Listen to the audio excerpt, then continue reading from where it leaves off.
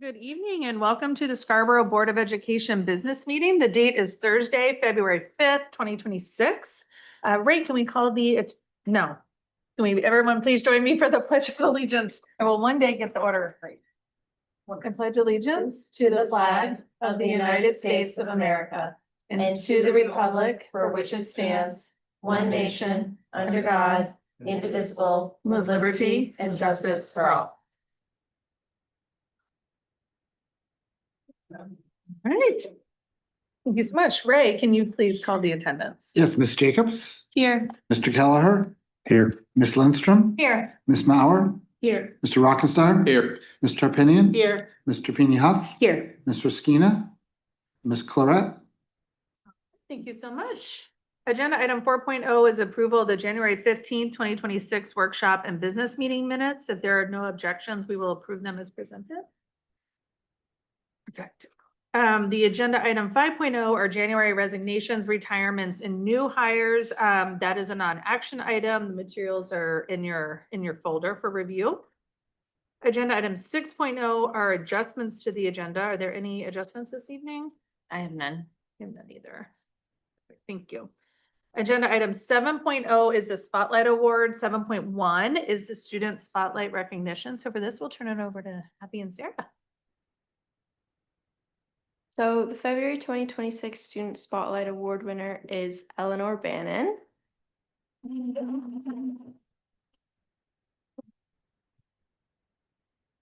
She was nominated by Mrs. Armando, who unfortunately could not be here due to a family emergency, but I'm going to read what she wrote about Eleanor. It says, Eleanor is a junior student in my advisory. She is an SHS athlete, having played field hockey, lacrosse, and unified swimming. She is a member of NHS and an active member of Buddy System, Ecos, Key Club, and Storm for a Cure. She doesn't just do a lot to build up her status or her resume. She's involved because she wants to better her surroundings. She attends games, plays, and other SHS events with a smile, always trying to get others to come along. She goes out of her way to connect with her Buddy System friends as she passes them in the hall. Last month, she helped organize a Friendsgiving between my advisory and Mr. Carroll's advisory. Anytime I ask her to send me some photos of events for the yearbook, she willingly emails me photos. As a student, Eleanor is very driven and conscientious. She wants to learn and be the best that she can become in all that she does. She currently works 2 jobs for the past 2 years at Dunstan Tap and Table and for aftercare at Wentworth School. Eleanor is exploring the idea of becoming a teacher as she really connects with the children she works with at aftercare. Besides all of this, Eleanor is kind, generous, polite, and accepting. Ask other teachers and they will agree that she is awesome. Oh.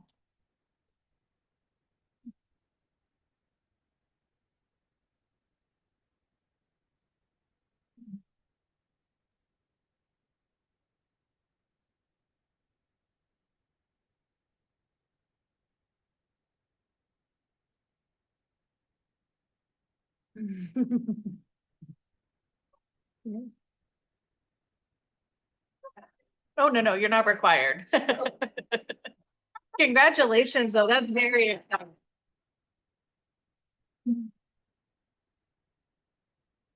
All right, and thank you for joining us. All right, agenda item 8.0 is recognition. 8.1 is the high school academic and competitive team. So for this, we'll invite Mr. Legage. Yes.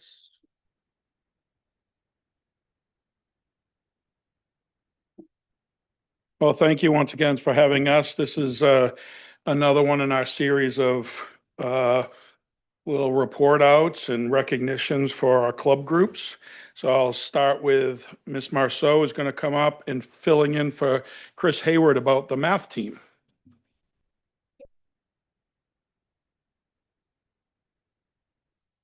Hi there. And with me, I have Vaishnavi Kupala, right? And Lucas Kemkowski. Both of them are seniors.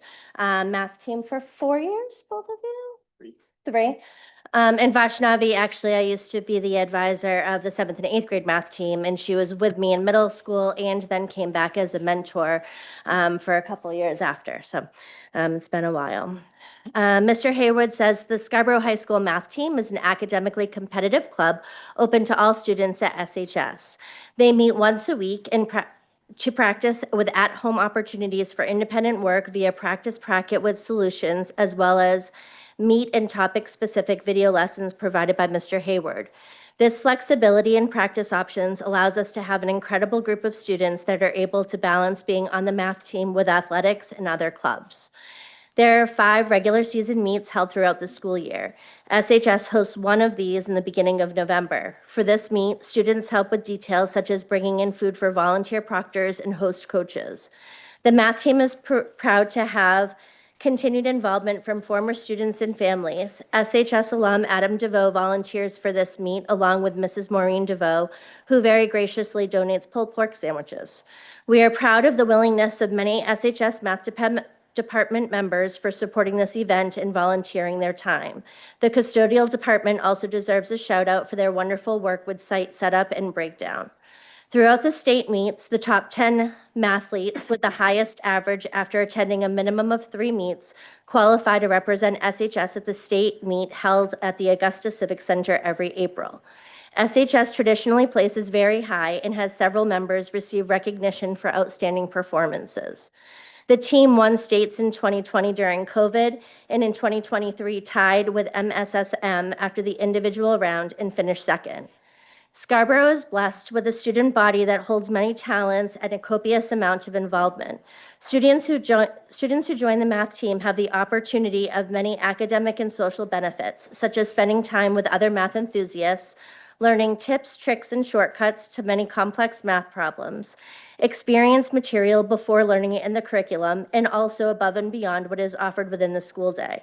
Beyond all else, our students are able to form relationships with both their peers and students across the state through an academically competitive environment. Thank you to the school board, athletics and activities department, and the bus department for their ongoing support.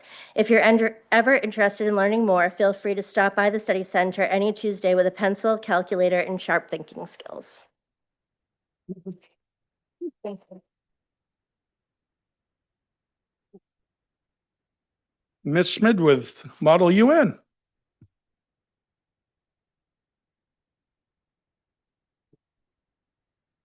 Good evening.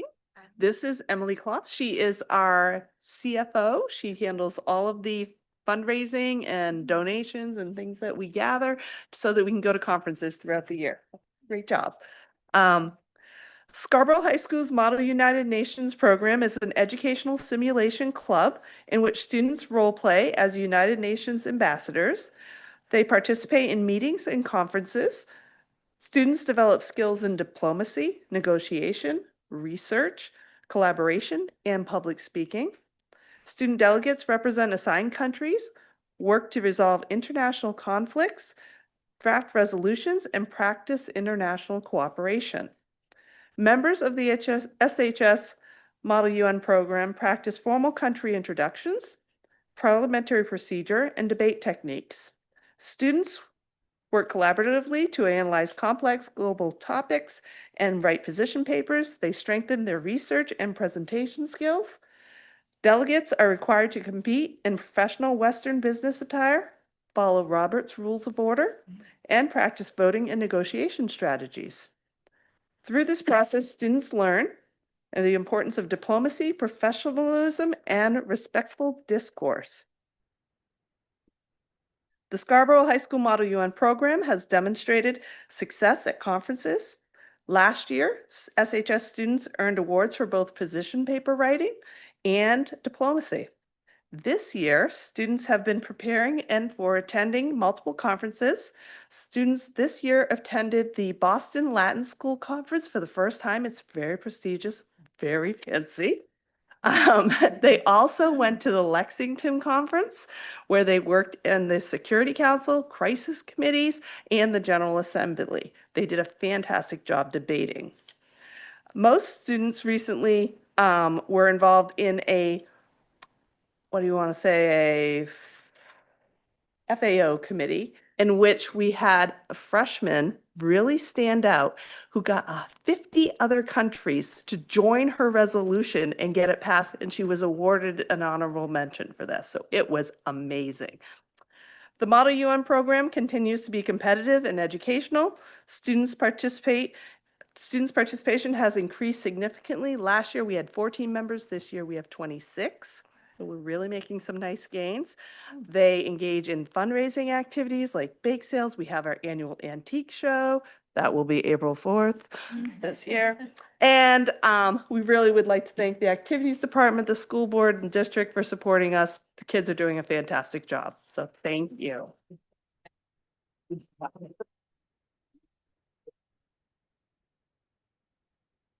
Mrs. Avery with Vex Robotics. Back.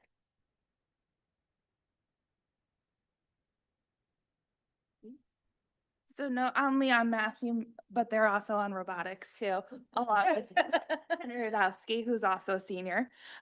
So good evening. Thank you for having us. We're really excited to share a little bit more about the VEX Club. The mission for our robotics program is to give kids hands-on experience with engineering, programming, and problem solving while building teamwork, leadership, and perseverance. Through robotics, students learn how to take an idea from just a concept to reality. They design, build, test, and refine their robots to solve real challenges. So VEX comes out with a game every year. It changes. They get frustrated. They modify, they get frustrated again, and we keep going. So an important part of what I've been trying to do with robotics is make it a very inclusive environment. So while many students choose to compete, we also have some students who are participating non-competitively. So they're focused on learning skills and diving into different interests that they have, supporting their teams behind the scenes. This year has been an exciting and successful one for our club. Our teams have designed and built multiple competition-ready robots, participated in some of our regional challenges. These kiddos finalists at Bangor, right? No, Yarmouth. We find some on Bangor.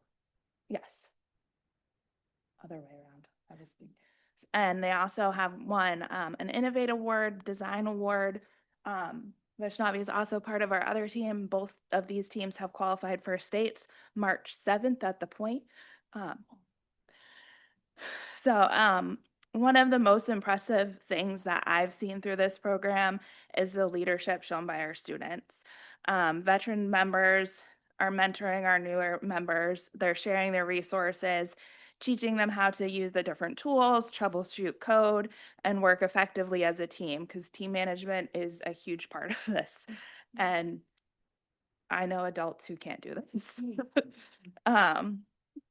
But through the participation, they're really gaining a lot of different skills that extend much farther than just coding and building robots. They're developing critical thinking, problem solving, and engineering design skills, as well as communication skills, because part of this program is they have to interview with judges. So they have a notebook that they have to keep up with. So they really have to learn those communication strategies and skills. But looking ahead, we're just trying to make this like a home for kids. And I think our numbers are speaking to that. We're maxing out every year. So I can only have 20 kids on the roster. And this year we were at 20. Last year we were at 20. So it's been really exciting because when I first took over, we had 5 kids.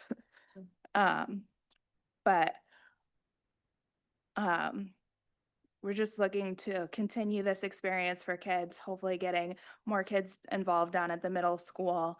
I know these kids have been trying to figure out a way to get down there and help those kids continue on this pathway to STEM. But we would just like to thank Mr. Legage for his continuous support. We were able to host this year and the last year, thanks to his direction, which was huge for our club for fundraising. But to thank all of you for supporting us. I know we have Archer on our club too, so he's been a great addition. But again, this is just a great hands-on learning opportunity for students, and it's been a really successful program, so thank you.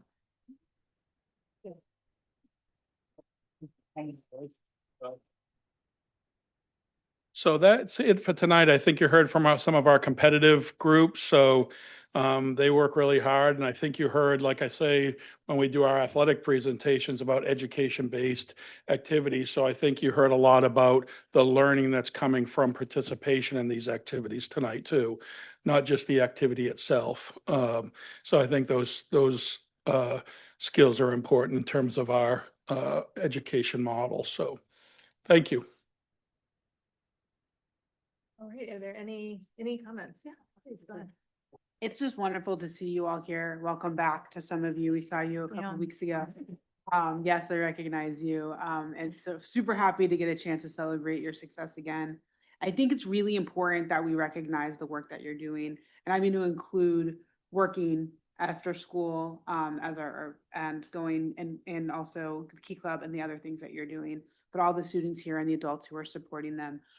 These are really practical, lifelong skills that you're building. So the collaboration that you're working with, whether you're working on waitressing, I waitressed my way through all of my school years. It's a great way to make some extra income. Or you're doing robotics or math. They're really significant real world applications that are going to really drive your success moving forward.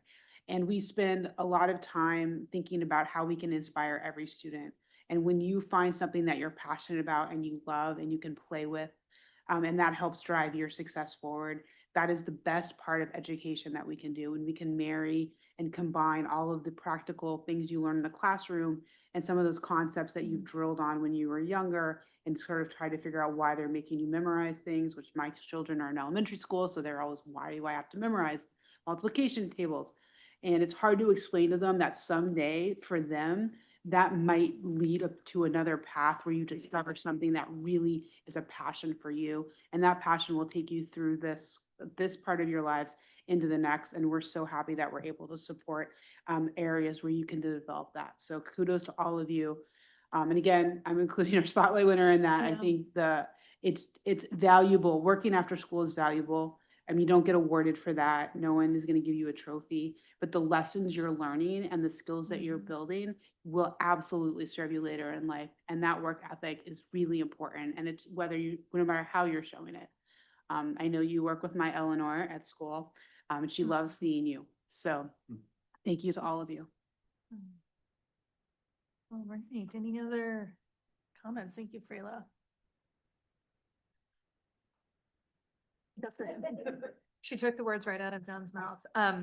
I will just say, I'm not going to try to follow because that was very beautiful and very well said. And I just want to say that this has been really, really exciting. Some of you were here just a few weeks ago and some of you are new, but this is a really cool opportunity for us. We've been very, I don't know if intentionally, but very athletics focused. And this gives us an opportunity to open the curtain and see a lot of other activities and a lot of other opportunities for our kids. We have such a high percentage of kids that participate in all kinds of events, not just athletics. And so this has been a really, really exciting addition for me personally. And I think for everybody, I feel confident saying for everybody up here. So thank you for coming. Thank you for mentoring our kids. Thank you for mentoring our younger kids. That's really powerful too. These are really, as Freyla said, really, really critical skills you're learning that are really going to carry you. So congratulations and thank you for all that you do. Oh yeah, of course. I left something out. I meant to talk about consensus building with the UN model. So I didn't get a chance to participate that when I was younger, but as I am in a career field where every single day I try to bring apart people who have been posing ideas. And so it's really important what you're doing. And it's a really important skill. And I just forgot to mention that and I wanted to throw that out there because that is really important and very underappreciated. People don't value how much work it takes to build consensus and the collaboration and how that skill is actually probably the best skill that'll translate into every avenue of your life moving forward. So go work. That is true. That is true. All right. You can stay. I always say you're welcome to stay if you'd like. I know. Principal Terrio is good to present.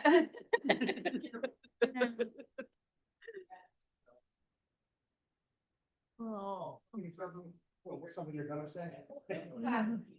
Yeah, we'll clap for sure. Yes. All right, agenda item 9.0 is the superintendent's report. So we'll turn it over to Diane. Sure. Good evening, everyone. Per usual, at the start of the month, I have this month's enrollment report. That is holding steady, so we don't generally discuss that in detail, but if there are any questions, you can certainly pass those along.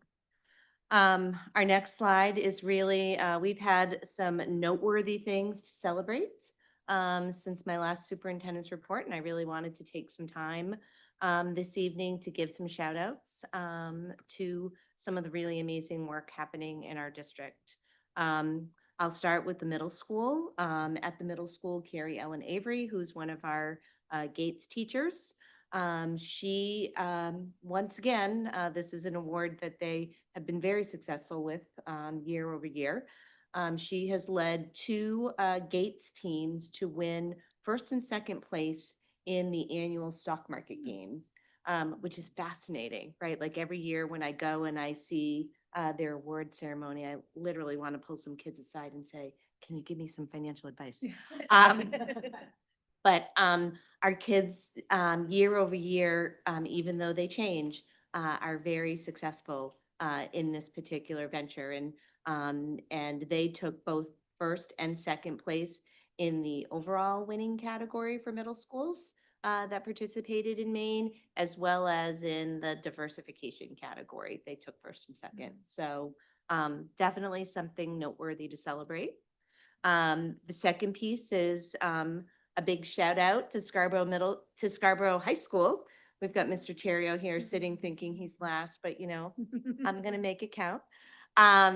Last year, Scarborough High School was noted as with a silver award for AP.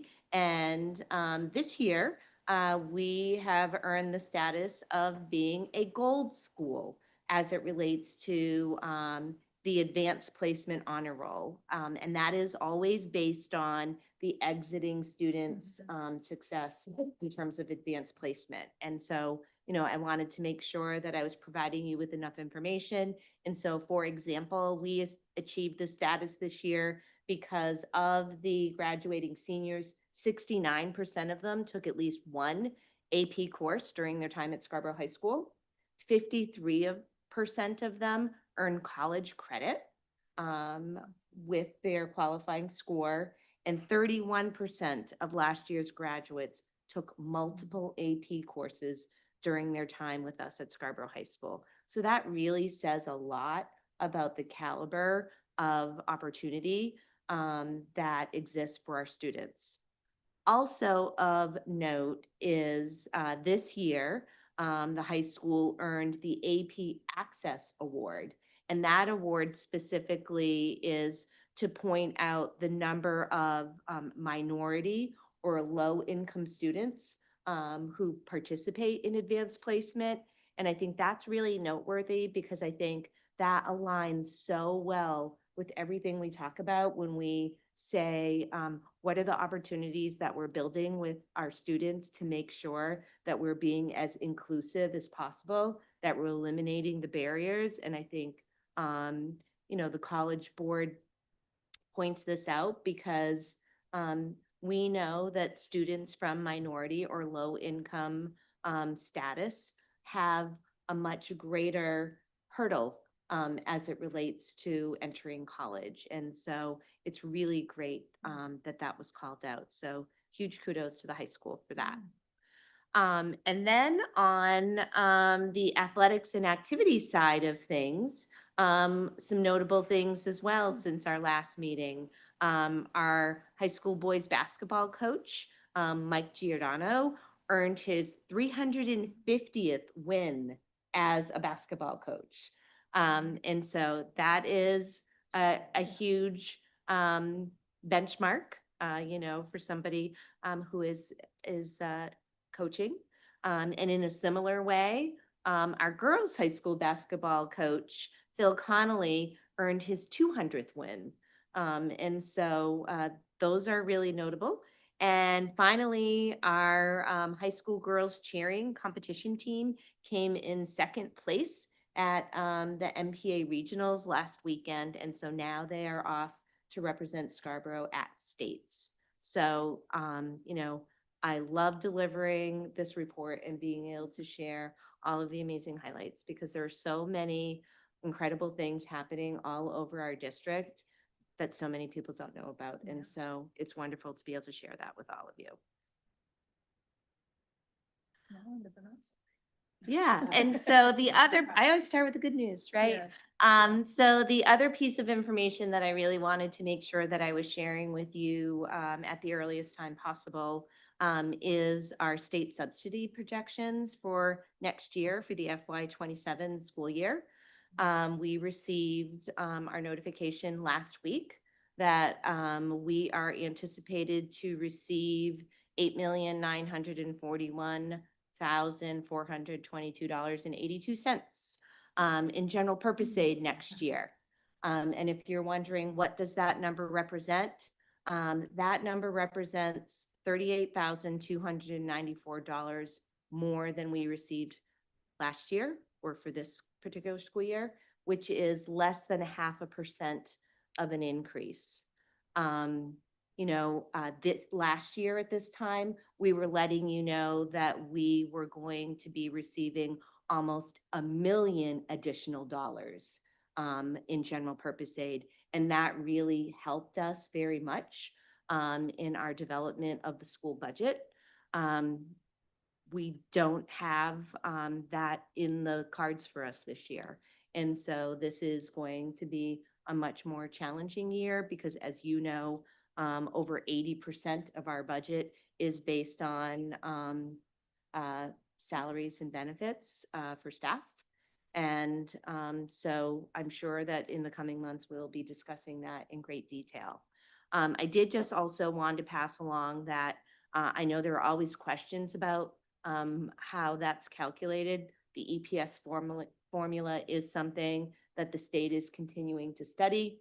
They actually have been studying that. MEPRI, who does a lot of that work, has been doing that, and I will be attending a workshop early March to find out about what are some of the findings of their report and some recommendations that they might have around EPS.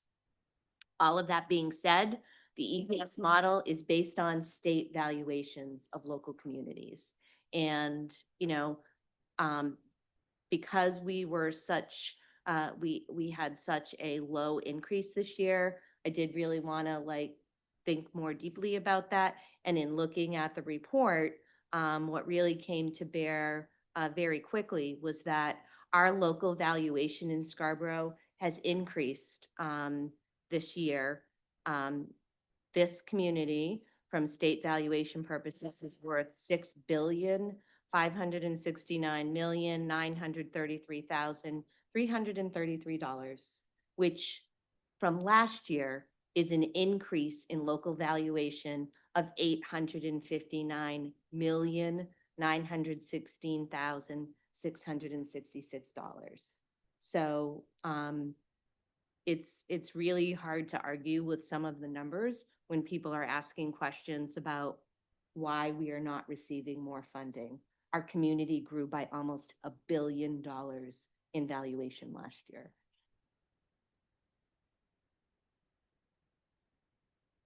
So again, as I said, all of this is to say, I think we have a very robust process as it comes to our school budget year over year. And I think that we will be looking at that very carefully, as we have been since we started working on our budget development in December. So more on that to come. Well, I'd like to say thank you, Diane, but thank you for the update. How about that? Are there any questions for thoughts for Diane? Yeah, I just wondered, Diane, so this is property valuation of all the homes and residences, All combined. commercial as well? Yeah. Okay, Right. but I'm assuming that much of the state, all property prices are, I guess it's increasing more here than it is in other parts of Maine. Yeah. I Yeah. think that's unique Yeah. to each individual community. Yeah, okay. I'm happy, I made a note to myself to email Tom Hall, and I'm happy to ask for a little bit of a breakdown because I would be interested in understanding where that value comes from. I know TIFs and credit enhancement agreements and the conversations this town has had for a long time are very confusing and they're very hard to fully wrap your arms around. But I thought I understood that some of our valuation was protected. Some of the increase was protected with those agreements. And so I would be interested in understanding a little more as to why it's increased so much. And I'm happy to ask that question and maybe get a little more detail. Yeah, into that the would be break- helpful. Yeah, that would be great. Mhm.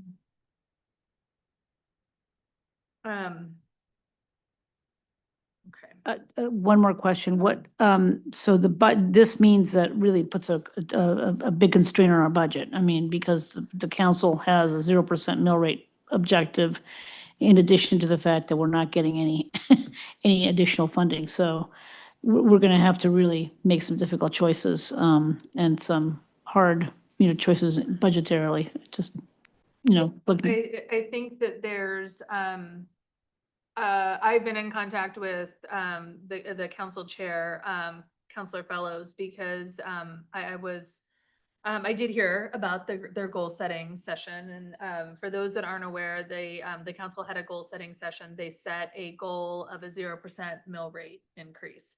And so as you're looking at, going forward and creating a budget, that's difficult because when you turn the lights off at the end of the school year and then you turn them on the next day, which starts a new school year, there is an automatic increase. So 0 doesn't equate to not adding services. If we left everything the same, that's called level services. And if we did just that, we still have to pay our increases to our staff that we're contractually obligated to do. Increases in electricity, operating at cost, gas, all the things, right? And our our contracts, our staff contracts, as I understand, are about a 4% increase approximately across for next year. Yeah, we have one open negotiation, but Right. all of our other contracts are, are not up for negotiation. And so from a budget planning perspective, all of those contracts are online and, Yeah, you folks can can see look at 'em. those. Yeah, so with that alone, it's going to be difficult to come in with 4% average, across the board, it's gonna be hard to come in at 0%. So my conversation with Counselor Fellows was really trying to understand that goal a little bit more. What I gather from him is, when the council set that goal, it was considered an aspirational goal.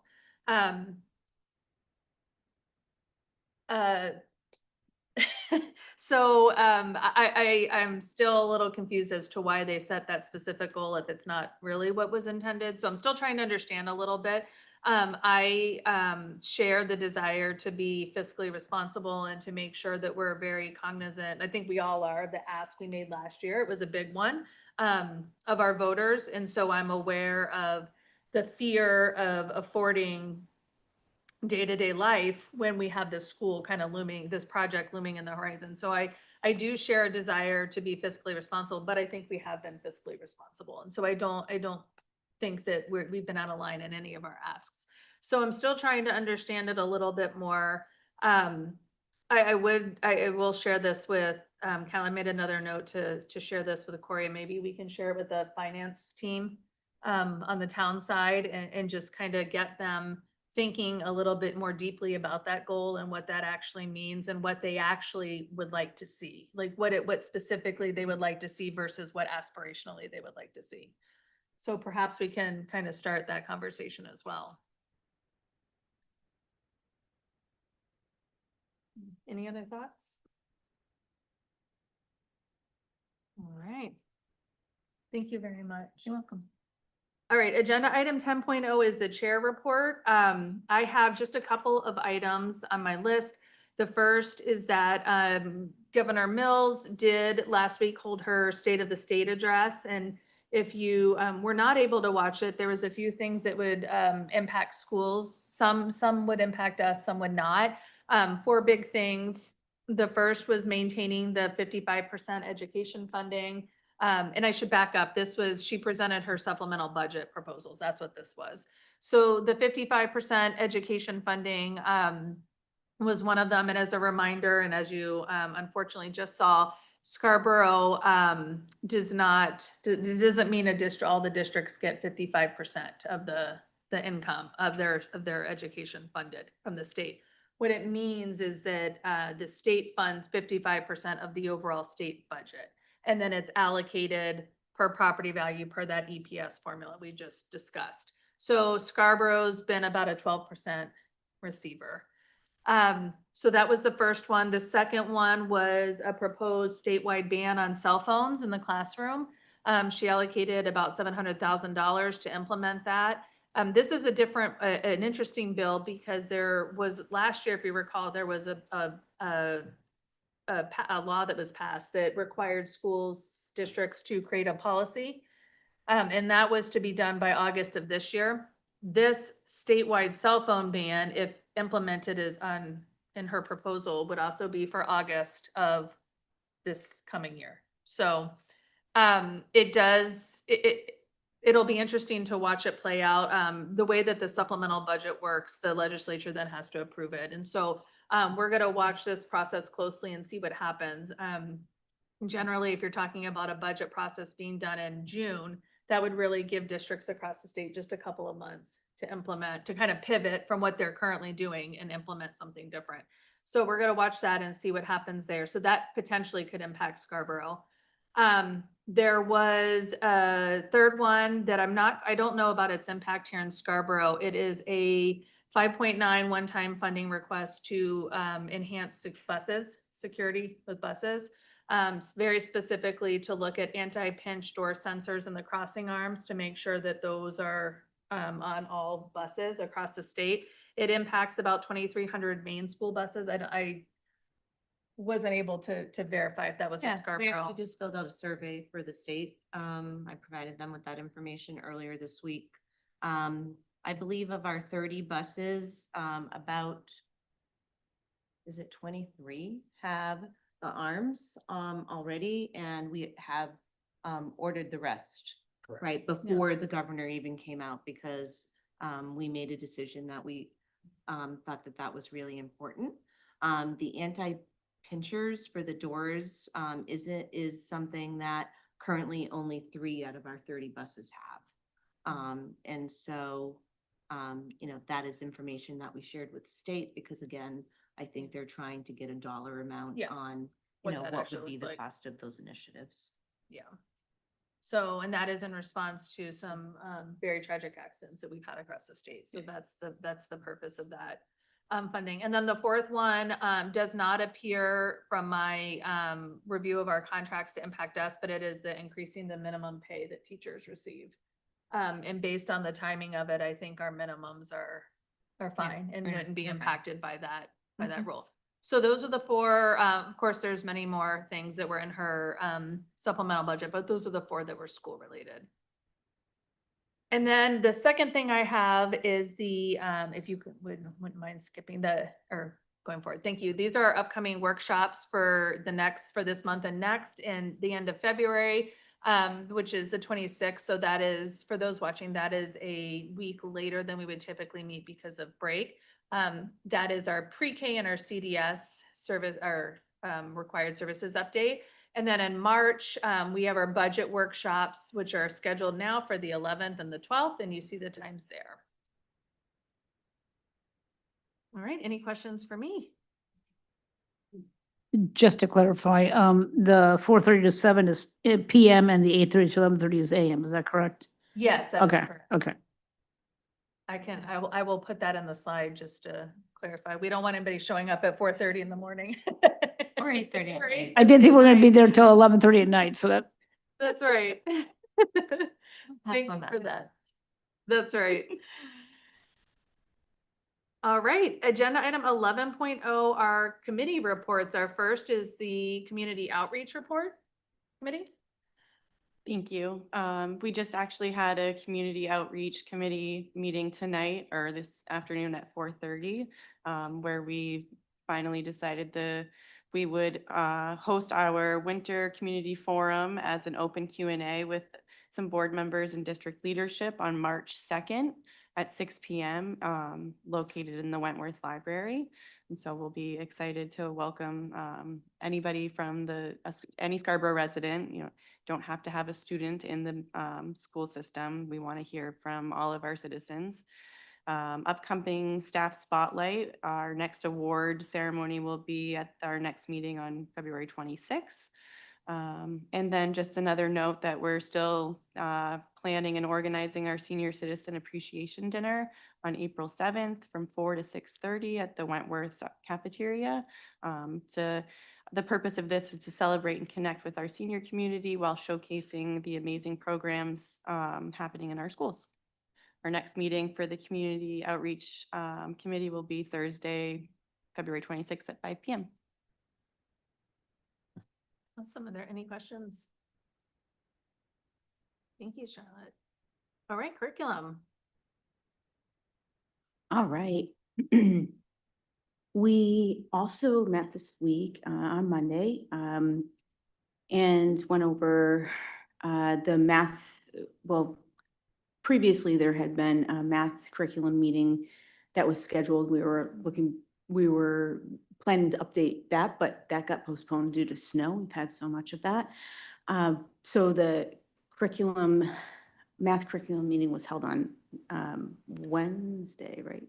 Yeah, Yes, 4th, ma'am. all right. It was an all-day workshop, and I think Shannon was there, and she's going to update us a little bit more so we can all get to hear all about that. And then recommendations from that will be moved forward to leadership, and then, of course, there'd be possible budget considerations depending on what they move forward. And there will be more information to follow on that. But for now, did you want to let Sure. us know about what you got to experience? Yeah, it was, this was a first for me. I've not participated in this before. So I was unsure what to expect. It was a really, really fascinating process. I'm so glad we were invited and we got to do this. So the goal, as I understood it going in and talking with the teachers, I actually worked with the 3-5 teachers. And the goal, as I understood it, was to really take a deep dive into the current curriculum and see if it was meeting our needs or not. And then really making sure there was a desire to have a vertically aligned math curriculum. So K-8, really vertically aligned program. So this work has been occurring since the fall, and they've been, like I said, reviewing the current program, which is Math in Focus, and then looking at some other potential curriculum that is out there, and they had narrowed it down to 3, and that's what yesterday was. So to really hear from the companies there, what their curriculum could offer us and how that might meet our needs. So it was fascinating to sit with the teachers because my background isn't necessarily in teaching, and so I don't have this experience to draw from. And we had lots of really, really good conversation around what does this particular program offer in the way of for students that are excelling, and what about students that need supplemental work, and how robust is the program, and is there an ability to edit and change so that we can meet students exactly where they're at. It was really, really awesome to participate. I cannot say that enough. So it seemed to me, and even things like, okay, how can we confidently work through the whole curriculum so we can finish the entire curriculum in a year? How many days of instruction is this? And are you accounting for assessment time? And really like diving into this and really looking through things I wouldn't have thought about. Like there wasn't enough, it didn't seem to me that there's enough room on this paper for a student to fill out their math problem. Just like the skill that we have in Scarborough and the way they are really focused and dialed in on what students need is really, really incredible. And so conversations around how much is, can we take these same things? Does it have to all be digital? Do we have to focus on the computer? Can we do some pencil and paper? How do we mix and merge the two to make sure that the students aren't on the phone all the time? All those conversations existed across all 3 programs that they evaluated. So It seemed to me at the end that they came down to, one that they probably were, I would say were a little bit more, they liked one a little bit more than a second place one, but still looking through those last two to kind of just determine which is the best path forward.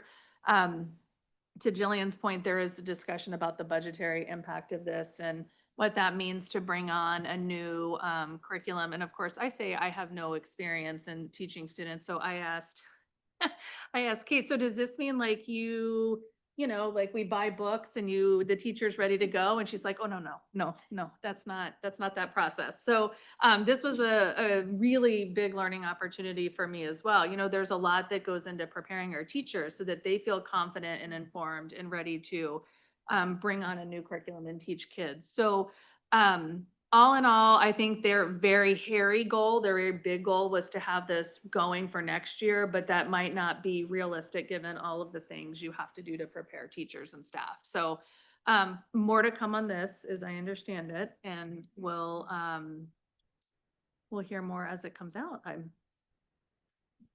Yeah, thank you for attending and for inviting us. That was such a great opportunity, and it's nice to see, I mean, so how the sausage It is was made. awesome. Yeah. Uh, a very cool opportunity. So that was I'm glad you went.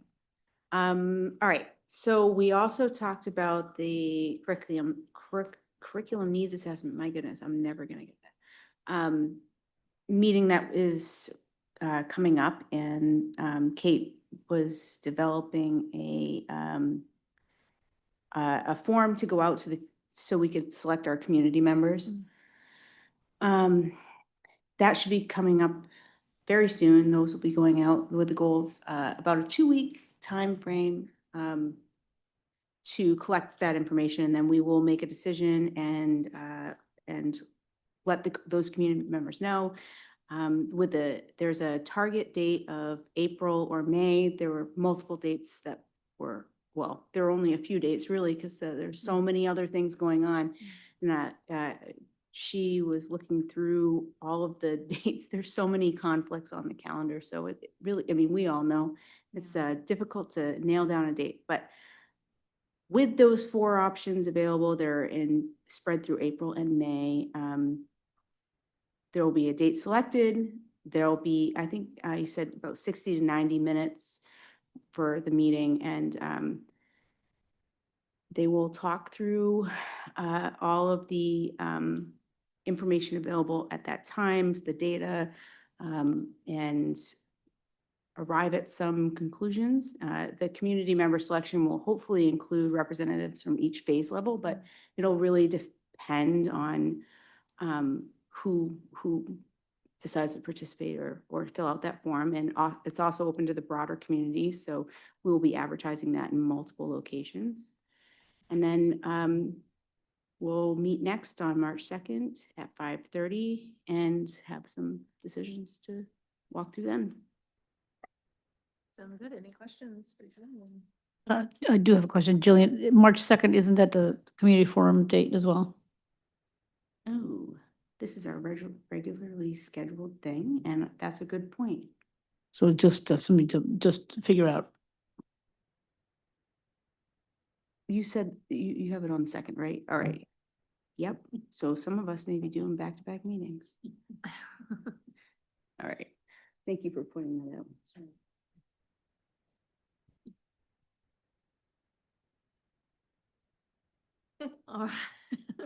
All right, next up is finance. Mitchell.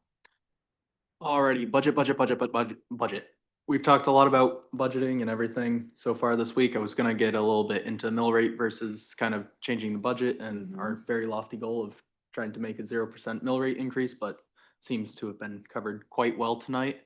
But the big thing is we have a budget calendar that's pretty close to done. It's pretty much most important dates are in there, just pending a couple changes, depending on the town and everything. But yeah, we got quite a large goal in front of us trying to reach a 0% mill rate. Another thing too, for resources like finding the calendar, Kate informed me that the website, the webpage is up for checking on the budget, scarboroughschools.org/board/budget. Awesome. Thank you, Mitchell. Sorry to kind of steal your thunder. Any questions for Mitchell? All right, Frayla, you have two. You want to take them both? Sure. We have a negotiations report update. We, as Diane also mentioned earlier, we have one contract open for negotiation. Negotiations are ongoing, and we'll be continuing meeting later this month. That's negotiations. The policy report is, so we had a meeting right rolling into this meeting today. We went through the 26-27 school calendar, which will not be up today. But the meeting minutes will contain the proposed calendar in it, so you can review that. And will come before this body next meeting, so for your review. But I'm excited about it. I think it's a great calendar. If you like those sorts of things, like I do. We also went through policy DJH, that's purchasing and contracting procurement, staff code of conduct. That's a statutory required policy having to do with procurement conflicts of interest. We're doing a citation check on that, and then we'll have that for you. And then policy D, and we're in the middle of that, which is disposition of surplus school property other than real estate. Again, we are going through our all of our policies in reverse chronological order. So we're trying to hit the oldest ones and come up to the newer ones. We're getting through the early 2000s, which was a really good decade for me personally. I enjoyed those years. It would be nice for our policies to stop having a lot of zeros in the middle of them, and we've looked at them. Yeah. So that they're more recent. So we're working on that. Our next meeting is March 5th. We'll have a really big policy conversation. I don't think it'll be a big conversation, but we have a lot of policies on this meeting having to do with finance and the budget. And some things I think we're doing to streamline that, but I'm going to wait for when we present that later in the meeting to go over that. Other than that, coming up, social media policy has been put on hold pending some new policy updates from Drummond Woodson, who does put out model policies.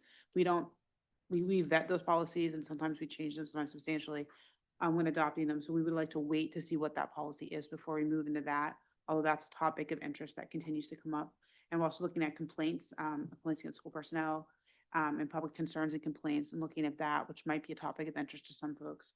So those policies will be upcoming in the next few meetings, and then we'll continue going through. We have the Bs to finish, the board officers, and chemical hazards and accidents reports are coming up, which I think are always a topic that people are interested in. We like to avoid those.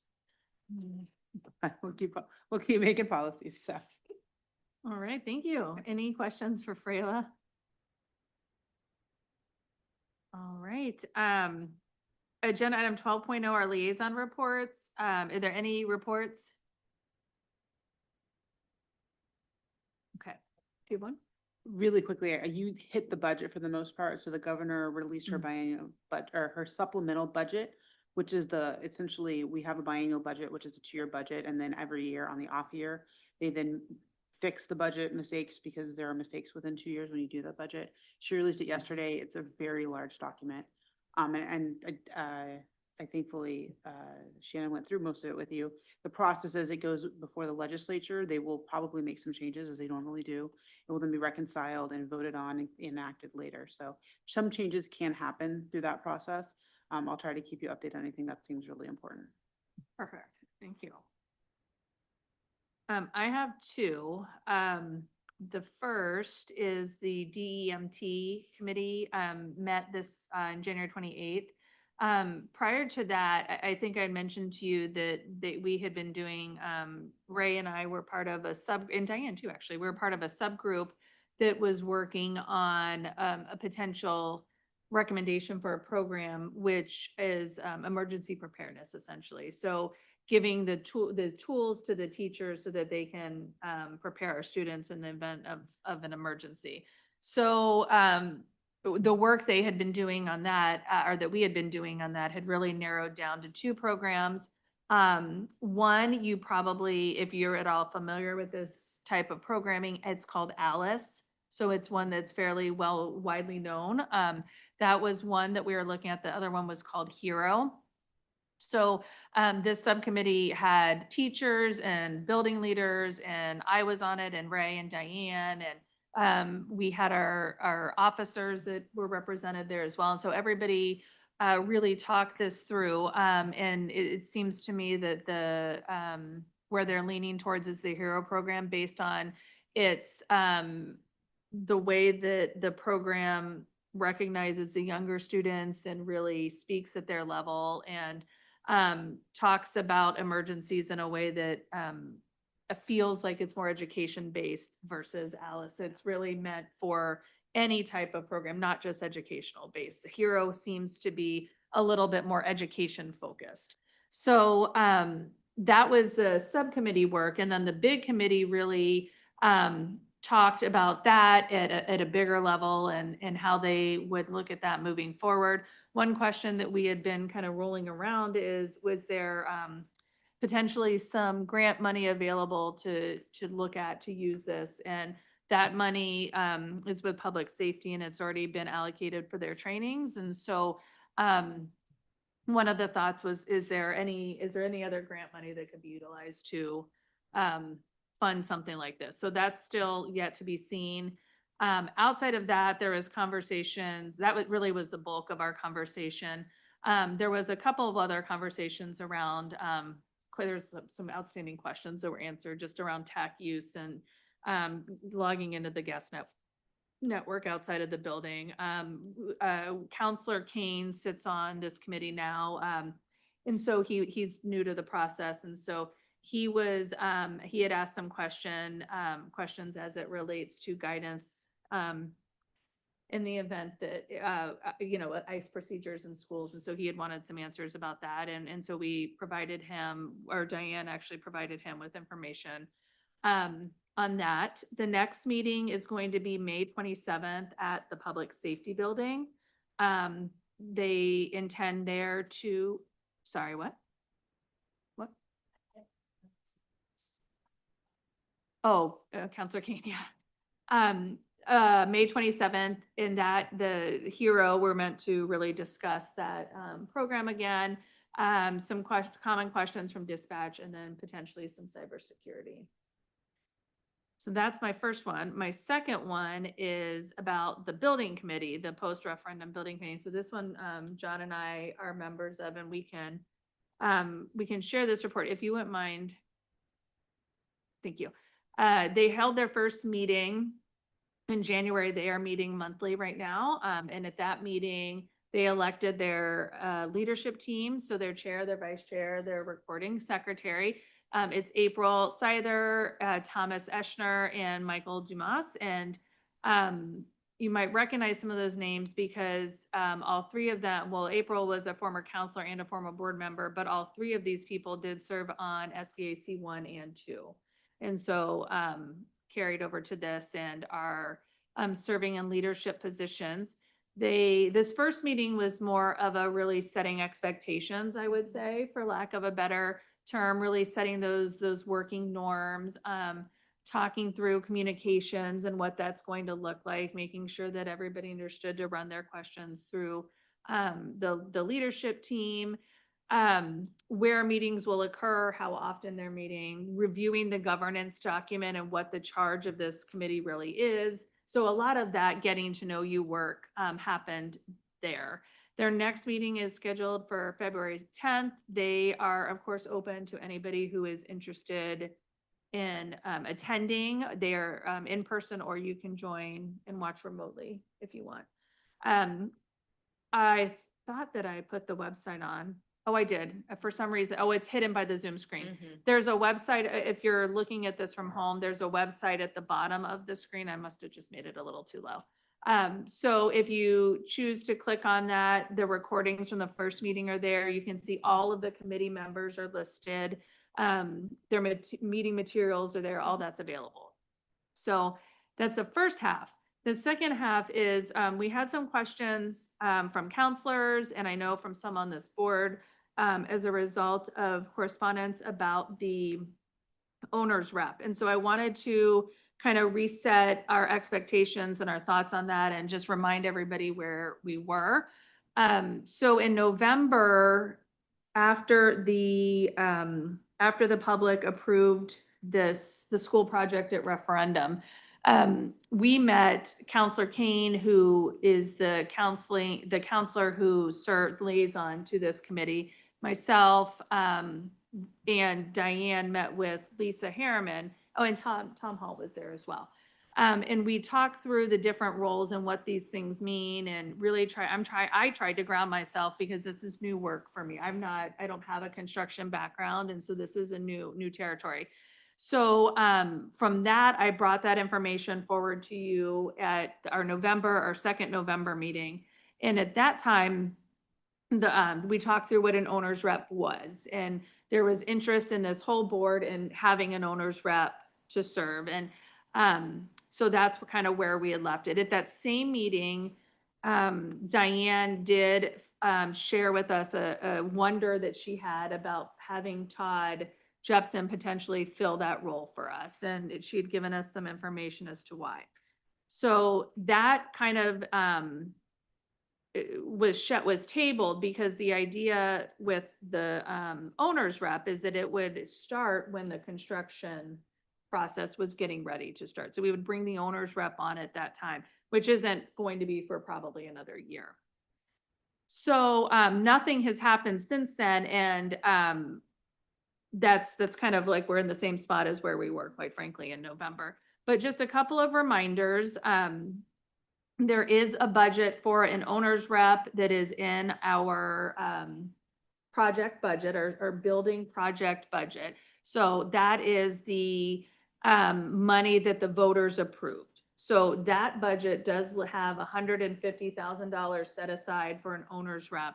And that counts their work from when construction starts and on. So that is there. And then the other thing I did want to say and bring up is that there is a state statute that guides our work as it relates to an owner's rep that we will follow, of course, as we are working through this process. But what it does is it explains what an owner rep is, and it does talk about what their responsibilities are. And it does lay out the process we have to take to hire. So I don't suppose you want me to read to you the whole thing, but I'm happy. Did you want me to? No, okay. But the owner's rep, I'll just read some of it so that we kind of can ground ourselves in the same definition. Oh, sorry. Go. Do you have the site? So we know Oh, what you're yes. citing? I am citing,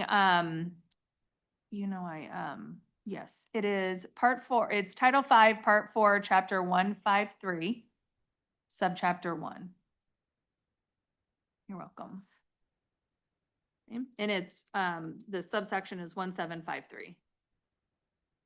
Okay, so here's what here's what it is. The owner's representative may be an employee of the Bureau of General Services, an employee of the owner, or an independent contractor. And in this case, the owner would be the school building committee.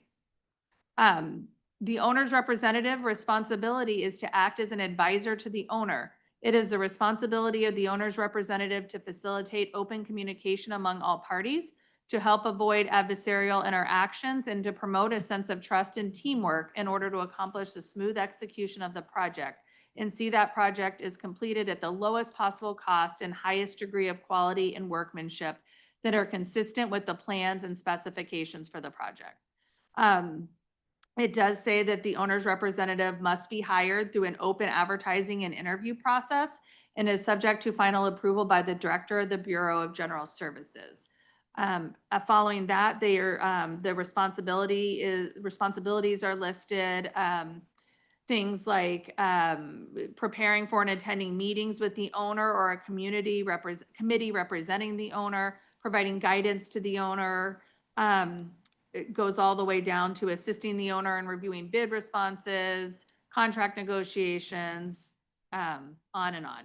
So for purposes of this section, which I don't think this doesn't apply for us. I'm going to skip that one. And then the last one is the school unit employing an owner's representative under this section shall provide a report to the Bureau of General Services describing the effectiveness of an owner's representative to a project. So those are our requirements. We will, of course, abide by those requirements. We will continue this process, and the committee is committed to their process. I think all in all, we are moving forward at a good pace. We're on track right now. And things are moving forward appropriately. Did I miss anything, John or Diane? Did I miss anything? No. All right. Any questions for me or for John or? So the owner's rep will come in at the construction phase. Will they interact and go to the PRBC meetings?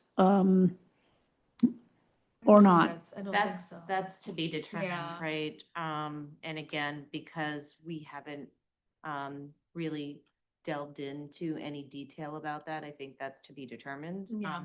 As Shannon said, what we do have is a placeholder in the construction budget, Mhm. in the amount of $150,000, which is based on about 10 hours of work a week for that person to do. So,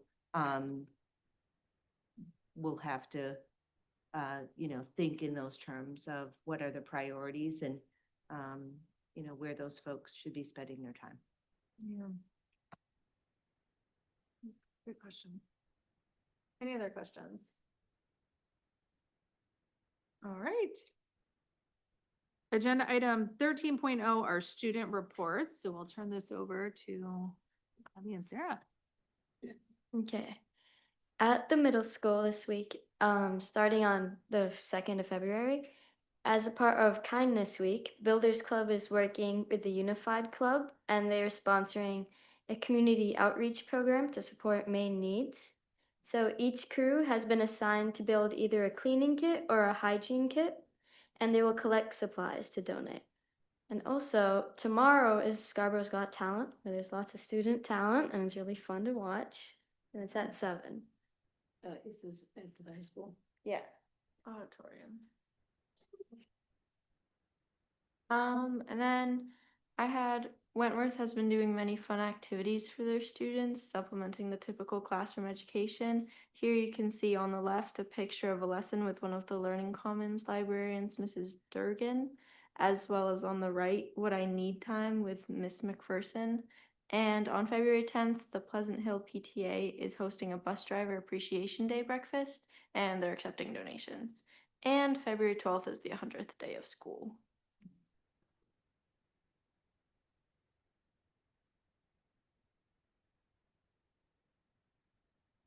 Thank you so much. Any questions?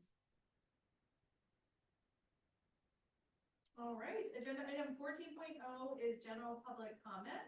If there's anyone wishing to make general public comment about things, now is your time. Come on up. And if you wouldn't mind double checking.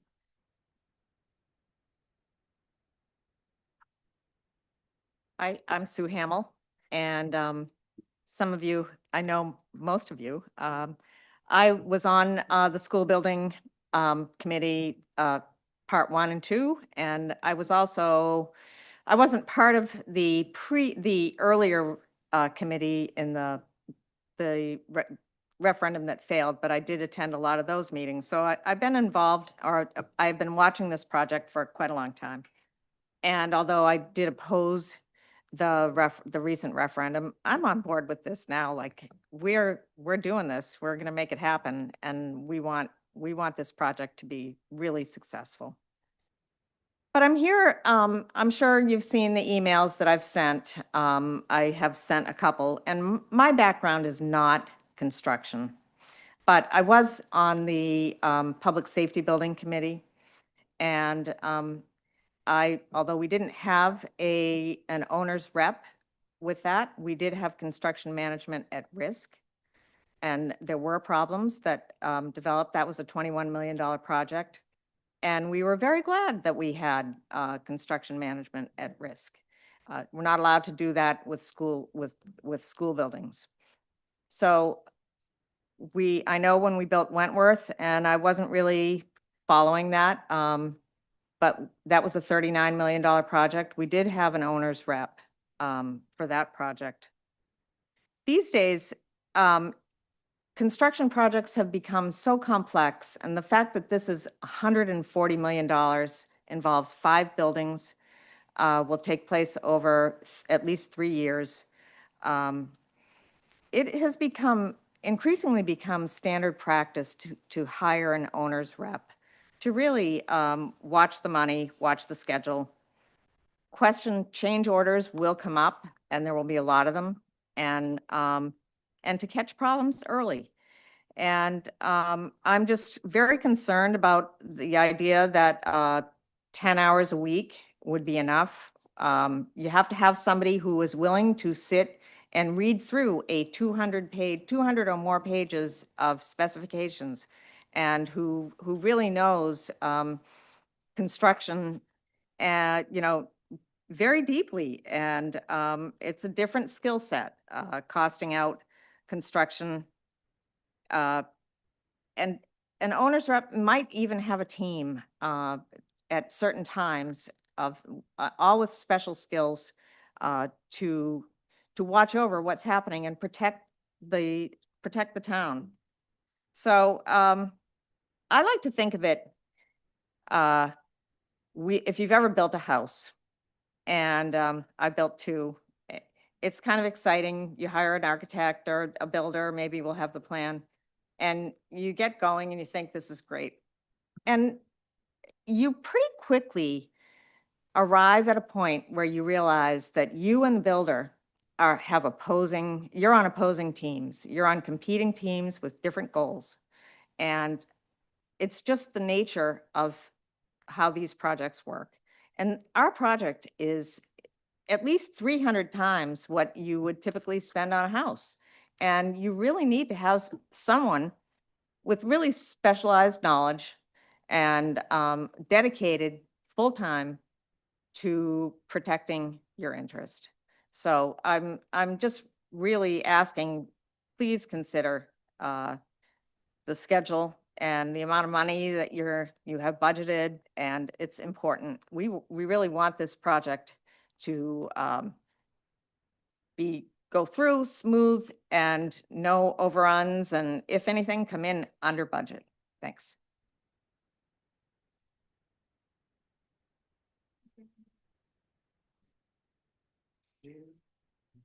If you are online and interested in making public comment, if you could raise your Zoom hand.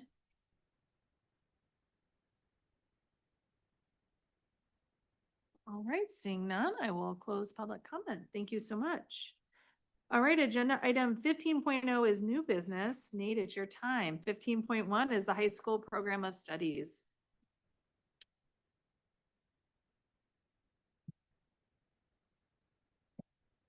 Good evening, everybody. So I'm here before you tonight to talk to you a little bit about our proposed program of studies for the high school for the 2026-27 school year. I wanted to start just by connecting some of this work to our new mission and belief statement. As you might recall, we've been engaged in a self-reflection related to accreditation this year. Back in November, we recrafted, the mission's pretty much the same, but we recrafted some of the beliefs. So I just wanted to highlight that a lot of this work that's reflected in the program of studies really speaks to things like being a lifelong learner, including a broad and flexible curriculum, developing students' potential, high expectations, multiple pathways, all that kind of stuff. I'm hoping, I know you got this about a week ago, I'm hoping you saw some of that reflected in there as well. In terms of just a high-level overview, key changes for the proposed program of study really reflect a few key things. One, we continue to add courses that extend and diversify certain course pathways or learning pathways. We're finding that, again, in order to meet the needs of all students, we're having to add some courses at both ends of the learning progression to make sure that everybody has access. And then also to ensure some common language. I'll talk a little bit about more when we get there. That's a smaller thing, but I think a significant one at the same time.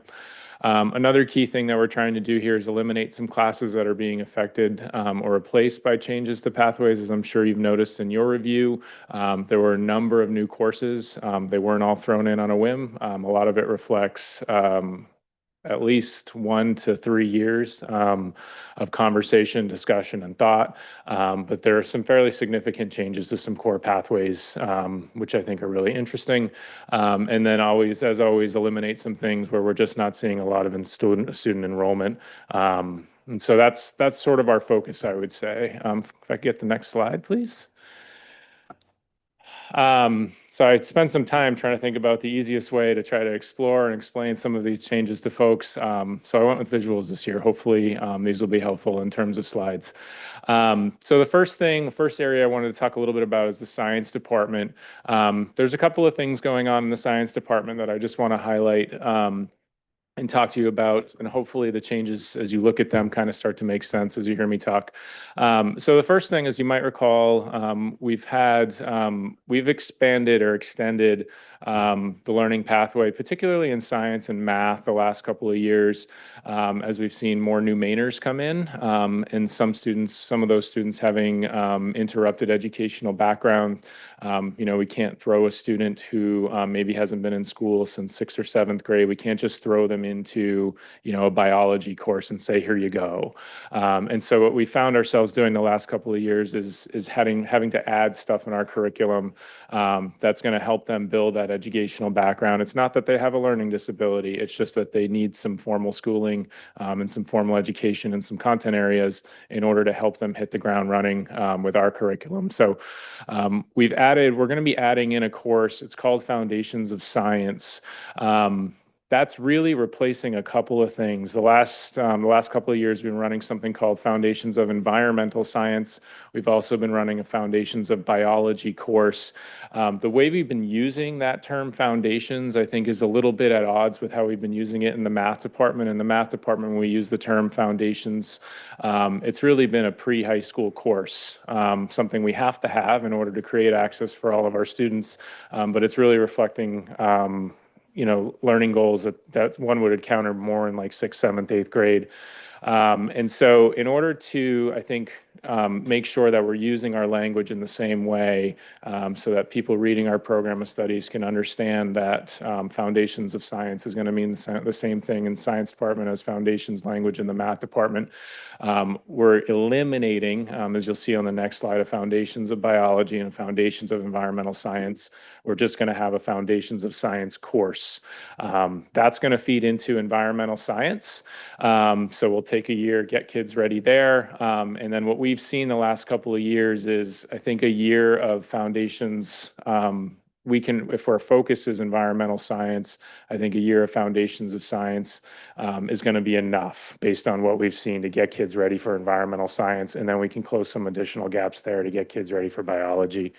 The other thing we're adding into the science department pathway is actually an old thing that's kind of made its way back just based on what we're seeing. So some of what we're seeing, I think, at the high school level, especially the last 5 years, I would say, since COVID, is we're starting to see some students struggle with a transition directly from environmental science to biology. These aren't necessarily new Mainer students. These are students that have been with us for a while. But the shift from environmental science to biology is a big one in the sense that biology is a challenging course, even at a level 3, which is just a college prep course. It's a challenging course. The concepts are challenging. There's a lot of vocabulary that goes into it. The other variable that changes when kids shift from environmental science 4 to environmental science 3 into bio 3, bio 4, or AP bio is that students get exposed to the lab course and the lab environment. We do some lab work in environmental science, but it's scheduled as just a 75-minute block. Biology is, as some of you know, if you've had students that have come through the high school, biology is a double block course. So every 4th day, it meets for 150 minutes. It's a long time for a student to be in one room, even though they're doing some hands-on stuff. They don't do lab work every single day. And so it's just a long time for students to be in one class. So what we're seeing in science is really, starting to see some students struggle consistently since COVID with that switch into that lab environment. So what we're proposing here is to add sort of this little bridge course called Introduction to Biology and Chemistry. We used to have a course years ago at the high school. It was called Bio and Chem Tech. And the idea was kind of similar. It's a level 2 course that's really designed to bridge kids to get them ready into for biology so that they can be successful. There's also a little bit of chemistry in there too, so that we can set them up to complete a 4-year science pathway if that's something that interests them.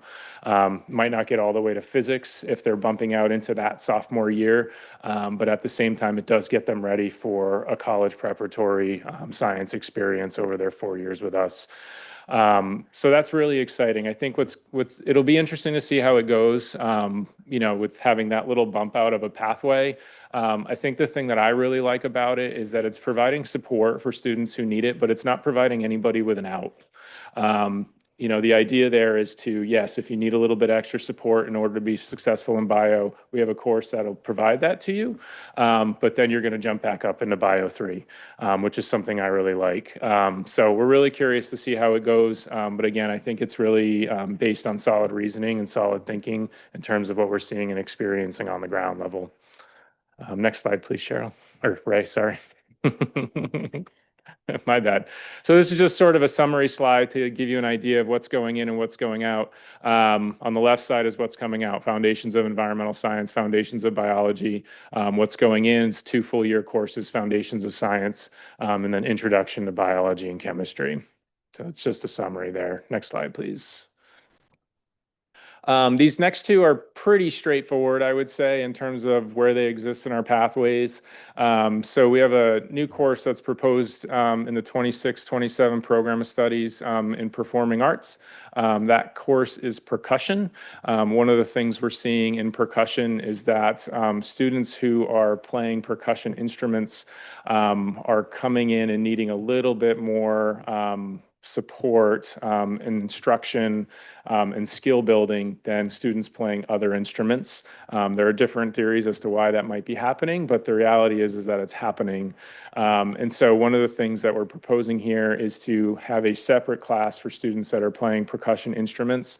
Mr. Ebersold, who's our band teacher, feels very strongly that if he can have a year where he can just focus on students playing that percussion section, he can bring them together in symphonic band, both sides of the band really, and have a really great band experience for students by the time they're in about 10th or 11th grade.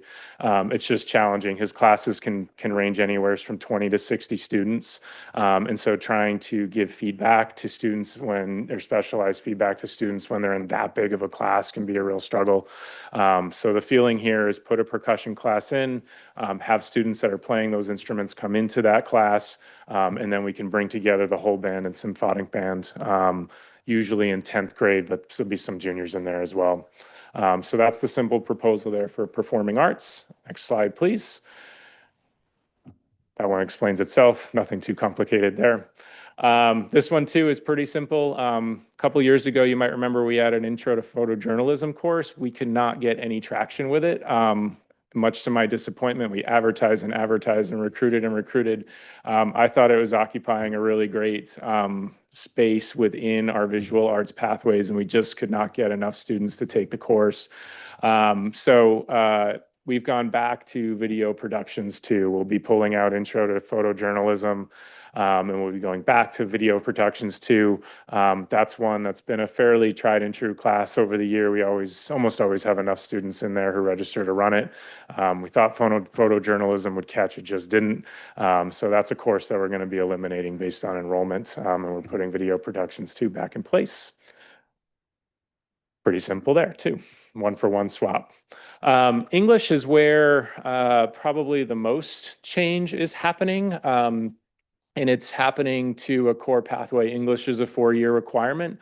It's uncommon, I would say, for schools to tinker too much with core pathway once they feel good about what they have.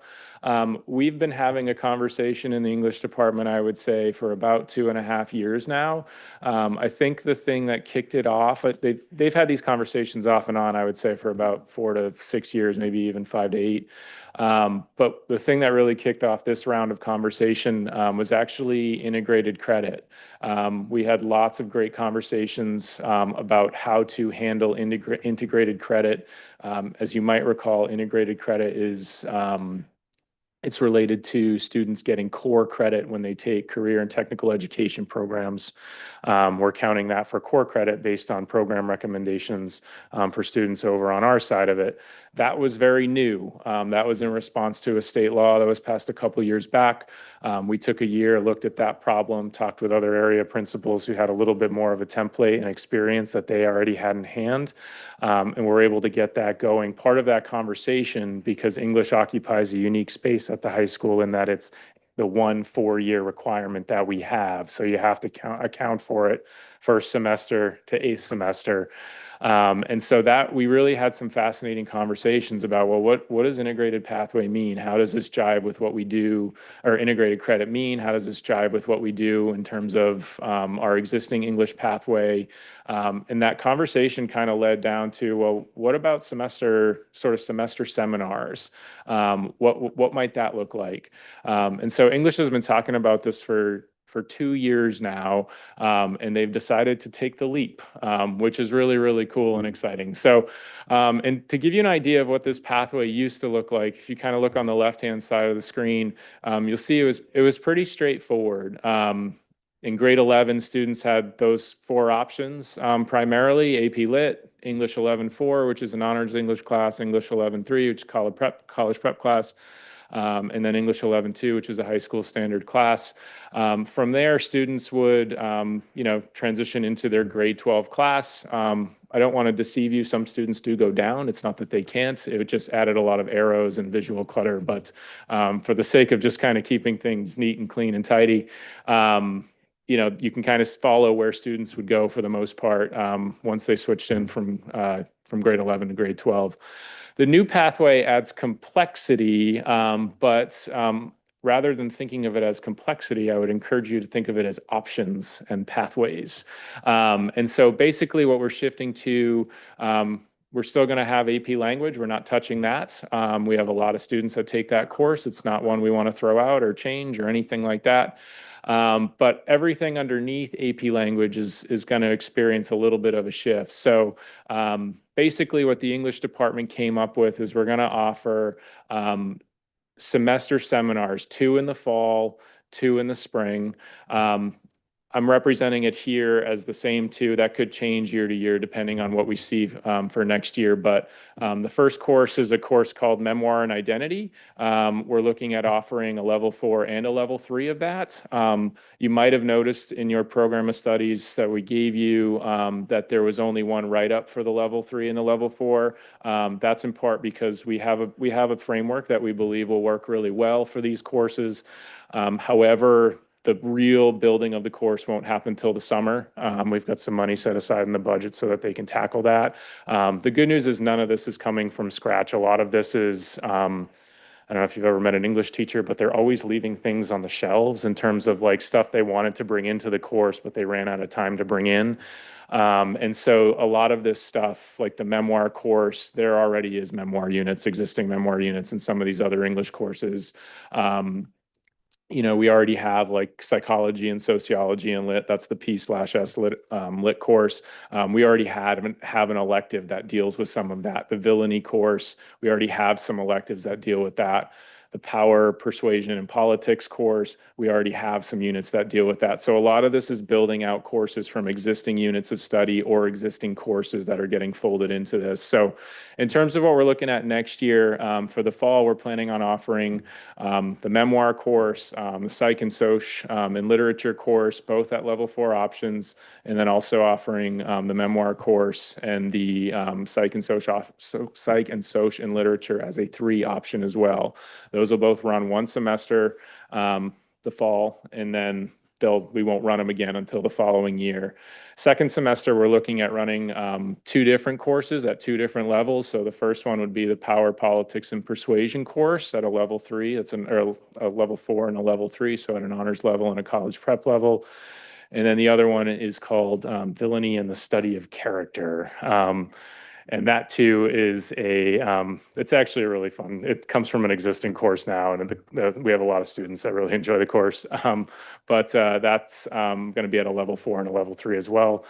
English 11-12-2 is going to be converted into a course we're calling Divergent Perspectives in Reading and Writing. It's going to be offered at a high school standard course. It's a course we need. We have students who might not be ready for reading, an honors level course on villainy. And so we have to keep some option available to those students. And so we're going to shift it a little bit, call it Divergent Perspectives in Reading and Writing, but it'll be at a level 2 high school standard course. So that's what we're talking about in the English department. I still think there's some things we'll have to work out in terms of credit recovery. And, right now the grand plan is a student takes one of these courses in the fall, one of these courses in the spring. I'm going to venture to guess it's not going to be that neat and tidy for every single kid, but we'll figure that out as it comes. But some really exciting changes, I think. So if we could get the next slide, Ray. So just to give you an idea of the amount of change, again, this is where you're going to see the most of it. So we're actually eliminating 5 courses. Lit Theory 1 and Lit Theory 2 are being folded into the Villainy course, and they're also being folded into the Psychology and Sociology and Literature course. And then the 12-4, 12-3, 12-2 are being folded into all those other courses I just highlighted. In terms of what we're launching and what's new, so first semester seminars, like I said, Memoir and Identity at a level 4 and a level 3, Psychology and Sociology and Literature at a level 4 and a level 3, both semester, all of that semester 1. And then second semester senior seminars would include the Villainy course, the Power, Politics, and Persuasion course, at both of those at a level 3 and a level 4, and then Divergent Perspectives in Writing and Reading. So again, it looks like a lot of change, but none of it's haphazard. It's really about, creating options for students. And I think it's really exciting stuff. And I know the teachers are really excited. This was really a teacher-generated idea. Like I said, we've been slowly moving, but they finally bit the bullet and did it, and I'm proud of them for it. So we're excited to see where it goes. But that, I would say, is our summary of changes in the program of studies. Everything else that you saw should have been fairly small scale in terms of just updating some language, conjunctions, prepositions, maybe some curriculum stuff that reflects purchases that we've made or things that we're not doing anymore. But overall, the courses there are really sort of the heart of the changes that we've made to the program of studies for next year. I'll take any questions you might have. Thank you so much, Nate. Are there any questions or comments? I did have a question. Since I'm on the vocational committee, and one of the things they mentioned the last meeting was, developing curriculum for English that is, different pathways. This seems to me to be, one potential way. I mean, it's not exactly vocational, but so, you're sort of diversifying the pathways. How does that vocational sort of effort to develop different ways to meet an English requirement sort of dovetail or not with this? Yeah, that's a great question. So the CTE integrated, what happens on the CTE side is really something that's going to happen on their side. The way that work generally flows is they'll start to organize, they'll talk to, I think Portland and Westbrook have both tapped into either English teachers or literacy coaches on their side. Really the work on their end has to be vetted. I think we want to view that as a transfer credit. We want to view that the same way I view a credit from, a kid who took an English course in South Portland by a certified English teacher and then transferred into Scarborough High School. We don't ask too many questions about that. It was taught by a certified teacher, had learning goals. We're going to count that as credit on our side. That really is the same model that the CTE credit works through. So CTE, if once they're ready, they're going to start that work. They're going to comb through their curriculum. They're going to have, they're going to have either an English teacher or English teachers or a literacy coach, someone who's certified in the discipline, comb through that with them. And then they're going to make a recommendation to either the Regional Advisory Committee or the General Advisory Committee, depending on whether it's coming through Westbrook or PATHS. And that committee will review that proposal and decide whether or not to adopt it. We can make local decisions. We have a few of those on the books just based on what we've seen from what they've produced, where maybe it wasn't a recommendation or we have a few of those where we kind of looked at it on our side and we just said, this makes sense. But in general, that's not something we're going to have a hand in. That'll be something that CTE works through. And then as our students take a program where English as an integrated credit is an option, that'll be something that we automatically count on our side once it's adopted. Yep. Okay, so it's a parallel but separate process. Yeah, it's something that's in their hands until they kick it over to the advisory committees for decision making. Sometimes they engage the principal groups in that too. When just to give you some background, when they first started that, this integrated credit is a old idea, but a new idea. Everything in education runs in cycles, it feels like. But it used to be called crossover credit. It's had a couple different names. I think the previous iteration was crossover credit. That because of the scale of what they were initially proposing a couple years ago and what the state was requiring, that was something that, we were meeting with the director of PASS and the director of WRVC on the side as area principals to kind of provide consultation about what we would need, what we would look for, that kind of stuff. The smaller scale stuff, the one-offs and two-offs, that they're like, I think they've got a pretty good template in place right now.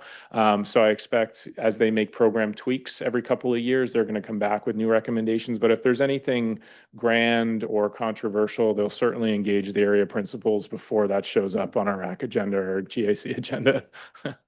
Yeah. But just a general comment that I'm very impressed with, the effort to find these different pathways. It's and engaging the teachers in that creativity. It's great. Yeah, no, it's what we do at the high school. I mean, we have to have, right, we offer a diploma. I think that's what makes every high school a little bit different than some of the other schools in whatever district you might work. We offer a diploma, and one of the major things that get kids to a diploma is finding courses that are relevant, that align with their future goals, finding courses that our teachers are excited to teach, helps with that too. So I'm sure, I'll be interested to see how it goes. I think there might be some moans and groans on the titles from the kids, but I think once they get into it, I think they'll be very, very engaged, because I know a lot of them leave various English units wanting more. And we have to cut that short because we've got to get to the next unit. And so I think it's exciting for them to kind of get an opportunity to go in deep on something. I think the politics, power, and persuasion unit or a course, I don't know of a course that might be more relevant than, to right now. So it'll be exciting for them, I think. They'll just have to get past some of the titles, but. So when I reviewed the program, that was the class that stuck out for me because I didn't have a class where I dove into critical thinking and looking at things without bias or tilt or like really trying to understand media and books and the persuasion and the power of the media, right? I didn't have that until my very first class in my master's program. And so when I read through this program, that was the thing that it blows my mind that I was in my 20s in grad school, and our students are getting it now as a high school student, like a senior. That's really, really cool, And so then I actually jokingly texted Jillian. I was like, I wonder if I can attend this class and just like go sit in there, and that would be okay. Because what a cool class and what a great opportunity. And I know I say this every year, but I continue to be impressed with the work that's done in this and making sure that the kids have classes that are meaningful to them and whatever pathway they choose. Bless you. It's really, I love seeing it. I love that, sometimes we try things and it doesn't work. And so we try something different and we see if maybe that sticks a little bit better. And so thank you for all of your hard work. I really appreciate it. Yeah, no, it's exciting to do this work, right? It kind of keeps it fresh for everybody. And I think you know, it provides opportunities for kids to approach content in different ways. You know, and English is a great area to play around in, honestly. We've got a lot of clever teachers and very smart and bright English teachers. You know, and I think a lot of times, I was just talking to one the other day, and, you know, it felt like the whole design of the unit was to leave the kids with more questions than answers, which I think is actually really healthy, especially as they're getting to the end of high school. As we all know, great questions have hard answers to find, but you can make a career out of a really good one. So thank you, everybody. Thank you. We gotta be open. All right, do I have a motion to approve the high school program of studies as presented? So moved. Second. Is there any discussion? All in favor? And that shows unanimous. Thank you so much. Agenda item 15.2 is the first reading of policy DB, the school budget. Rayla, I'll turn this to you. Another exciting policy update. This is actually really exciting, not just because it's policy, which is, it does get me really excited. This is a really great collaboration between the finance committee and the policy committee. So the finance committee identified some, looked into the policies in forming its budget, which is great. We like policies that be living documents that actually mean something. And they identified, Kate, business manager, brought to the finance committee's attention that we have a lot of really interesting, confusing, and useless budget policies. And so the finance committee read through the policies with Kate and sort of made some recommendations, which I was able to bring to the policy committee and talk through those recommendations. And so there wasn't a lot of specific recommendations from the finance committee in terms of like this was the Halloway, but sort of observations, some things they thought could be simplified. There are some specific like recommendations about the budget transfer, which I'll get into.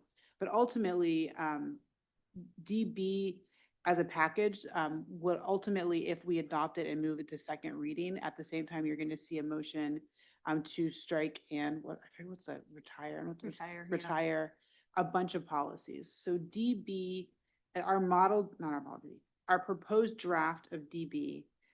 There's an existing DB in our policies, which you're welcome to reference.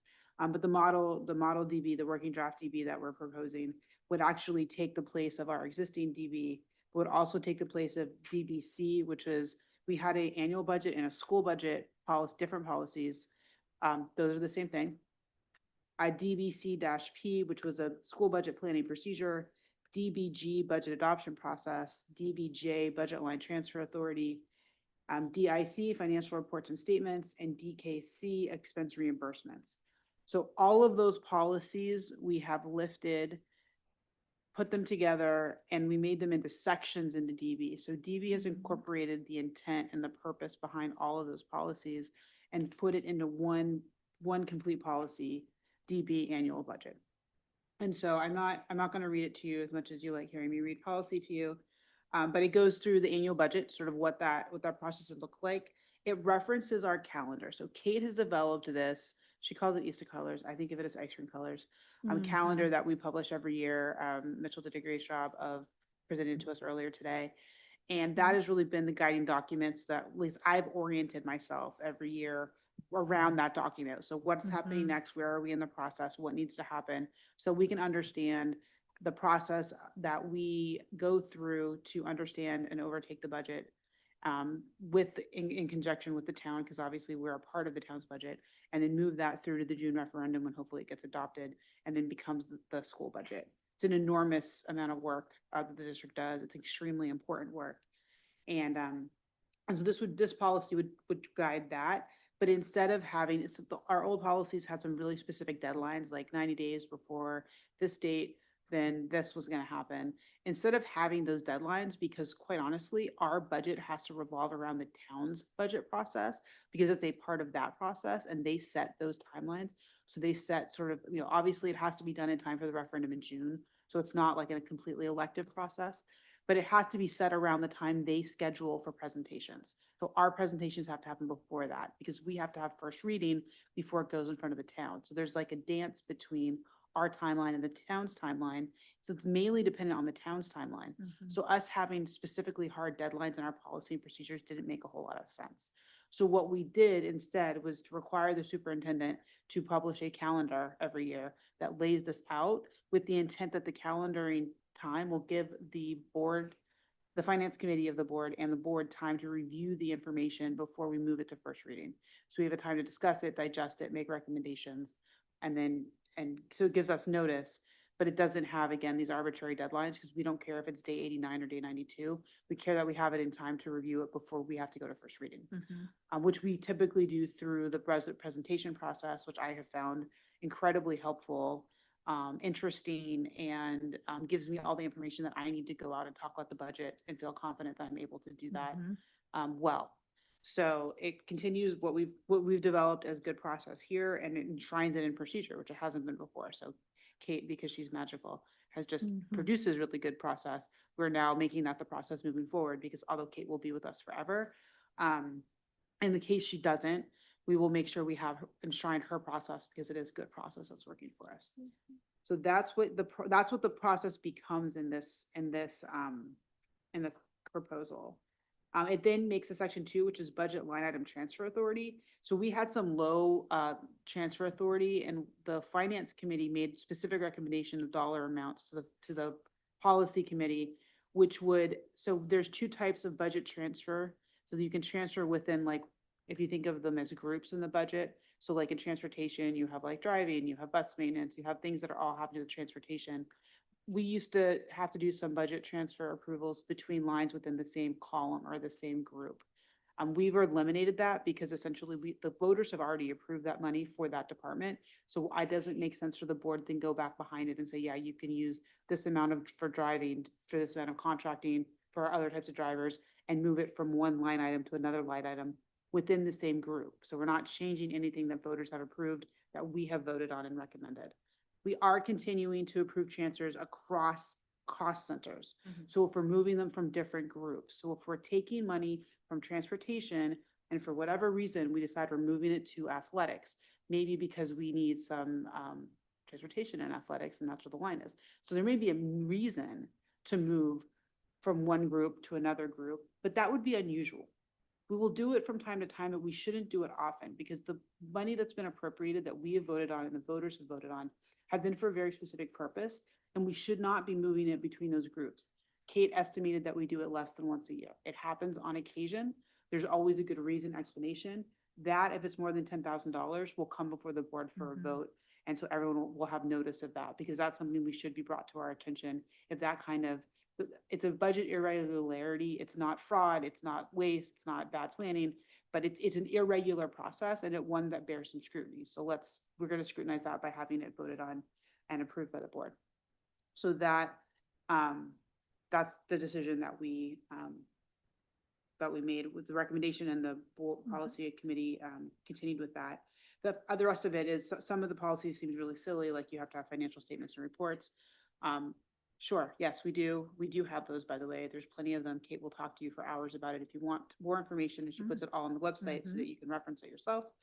But this basically just says we have to have quarterly year-end reports, which is a normal part of the process, but doesn't, again, we didn't need one separate policy that we have to have regular financial reports. That's something that any business or organization that's running with sound financial practices is able to produce, which is we're a public agency, we should be able to produce our books. So that's the whole thing. So for first reading today is just the draft of DB, but it's an amalgamation and a combination of all those other policies. And it is very exciting when we get to retire whole suites of policies because it makes our bundle of policies go down. And if you've ever been through our policies, we have like hundreds of them. So that's good. Happy to take questions. Any questions for Freyla? I don't have a question, just I think it's a great idea to consolidate it all and make it much more cohesive and simpler. So thank you for undertaking that. It's a huge amount of work. I really attribute that to the finance committee and Kate bringing it up. And it's really fun to be able to move from one committee to another committee and like collaborate that way. That was kind of cool. I have more of a point of order or process question. So we only have the first reading of policy DB tonight on this. Do I ask to, is the retirement coming next time? I can't Yeah, remember. So I believe, and I don't believe, we don't need to do a first and a second reading on retirements, and we can't retire those policies until we've adopted DB. So the process would be Got it. first and second reading of DB. If And then DB we'll is retire. approved, then we would retire the rest of the policies. Okay, thank you. Okay, so do I have a motion to approve the first reading of policy DB school budget as presented? Second. Is there any discussion? All in favor? And that shows unanimous. Thank you so much. Agenda item 15.3 is the middle school theater appointments.